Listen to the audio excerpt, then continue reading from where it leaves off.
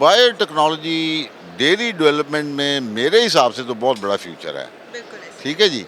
तो आप इसको होता हुआ देख रहे हैं? बिल्कुल देख रहे हैं, जो हमारी डेयरी इंडस्ट्री है उसमें अगर हम देखें तो जितना सर ने बताया कि इम्प्रूव डेवलपमेंट पे काम हो रहा है, ठीक है, इम्प्रूव ट्रांसफ़र पे काम हो रहा है, ठीक है। ऊपर से बायोलॉजिक्स अगर हम देखें उसमें न्यू टेक्नोलॉजीज़ आ रही हैं, आपकी वैक्सीन जो हैं वो इतनी इन्हांस होती जा रही हैं कि उसमें रिकम्बिनेंट टेक्नोलॉजीज़ आ रही हैं जो कि उसको मोर सेफ़ बना रही हैं, मोर पोटेंट बना रही हैं और मोर इम्यूनोजेनिक बना रही हैं। तो आपकी जो डेयरी इंडस्ट्री है इस हिसाब से एडवांस कर रही है। अगर आप अपनी जो प्रिवेंशन है उसको बेहतर कर देंगे तो आपकी ट्रीटमेंट भी इम्प्रूव हो जाएगी, आपकी डेयरी इंडस्ट्री भी बूस्ट अप करेगी, ग्रोथ करेगी। हमारी जो इंडिजिनस ब्रीड्स हैं, उनके ऊपर बायोटेक्नोलॉजी अप्लाई करके ज़्यादा बेहतर होगा। बिल्कुल, अगर आप ऐसी ब्रीड्स को यूज़ करते हैं जिसके अंदर आपने जेनेटिक सिलेक्शन की हुई है, उसकी इम्प्रूवमेंट की हुई है, तो उसमें उसकी क्वालिटीज़ भी इन्हांस होंगी, उसके फीचर्स भी इन्हांस होंगे, ओवरऑल जो है उसकी मिल्क प्रोडक्शन क्वालिटी जो है वो भी इम्प्रूव हो जाएगी। जी, doctor Najam Sahar, I am lucky to have you here. Reason being कि डेयरी डेवलपमेंट में 3-4 एरियाज़ हैं जिस पे काम होना बड़ा ज़रूरी है। Number 1 breed improvement, number 2 animal husbandry practices provide करना, नंबर 3 बैलेंस न्यूट्रिशन। आप माशाल्लाह पीएचडी न्यूट्रिशन है, ठीक है जी। तो हमारे यहाँ पे हेड काउंट बहुत ज़्यादा है, हम उतना यील्ड मिल्क प्रोडक्शन नहीं ले पा रहे या इतना ज़्यादा फैटनिंग भी नहीं हो रही।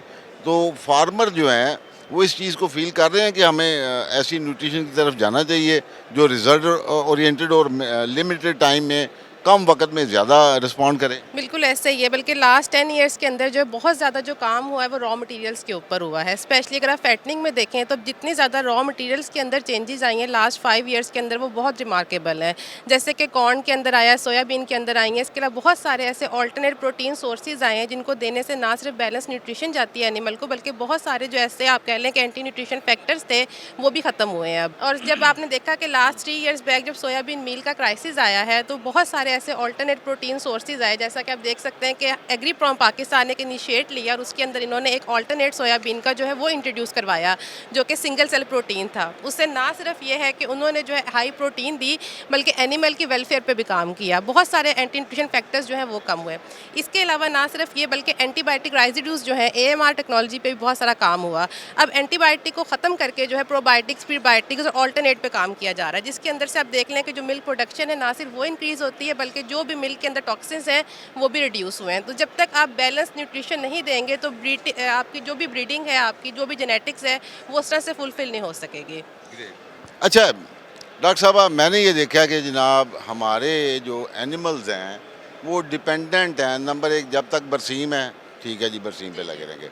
बरसीम ख़त्म होगी तो साथ ही SSG पे आ जाएंगे, सूडान सॉर्गम ग्रास या मल्टी कट ग्रासेस आ जाते हैं। और अब एक नई चीज़ जो हमारे डेयरी में आई हुई है, दैट इज़ साइलेज, ठीक है जी। तो इसके अलावा जो अभी आपने जिक्र किया प्रोटीन के लिए अल्टरनेट सोर्स का, ज़रा उसके मुतालिक बताएं मुझे। बेसिकली वो जो आपका ऑल्टरनेट प्रोटीन सोर्स है वो बनता ही आपकी कॉर्न से है और वो कॉर्न की फर्मेंटेशन से ही बनता है। जहाँ पे आप साइलेज यूज़ करते हैं उसके से ज़्यादा जो उसका इम्पैक्ट है वो ना सिर्फ एनर्जी के अंदर है बल्कि साथ साथ प्रोटीन का भी एक सोर्स है और प्रोटीन के साथ वो एक फुल पैकेज है आपके अमाइनो एसिड्स का भी उसके अंदर। तो अगर आप देखें कि आपके बरसीम नहीं है, आपके पास हे का सीज़न नहीं है, साइलेज नहीं है, तो आप उसको अपने MSG के साथ भी रिप्लेस कर सकते हैं। वो ना सिर्फ आपको एनर्जी का हाई सोर्स देगा बल्कि आपको प्रोटीन्स और अमाइनो एसिड का फुल पैकेज देगा। ग्रेट। अच्छा, ये जो हमारे पाकिस्तान की जो सोर्स है, मतलब मक्की है बेसिकली, ठीक है, इसमें ही आप कोई एडिशन कर रहे हैं क्या है? बताएं तो सही, वो कोई फार्मूला है, ये क्या है? देखिए जी, मकई का जो है ना, मकई की जैसे आपने देखा कि जैसे अनअवेलेबिलिटी हो जाती है, कभी उसकी न्यूट्रिएंट प्रोफाइल नहीं अच्छी आती है, ठीक है। तो हम लोगों ने बहुत सारे ऐसे जो है ना फीड एडिटिव भी इंट्रोड्यूस करवाए हैं जो कि एक तो उसकी टॉक्सिसिटी को भी कम करते हैं और उसकी न्यूट्रिशनल वैल्यू को भी हाई करते हैं। इसके अलावा कि बहुत सारे ऐसे एनर्जी सोर्सेज ऐसे ऐड किए जाते हैं कॉर्न के अंदर जो कि उसकी एनर्जी परफॉर्मेंस को भी हाई कर देते होते हैं।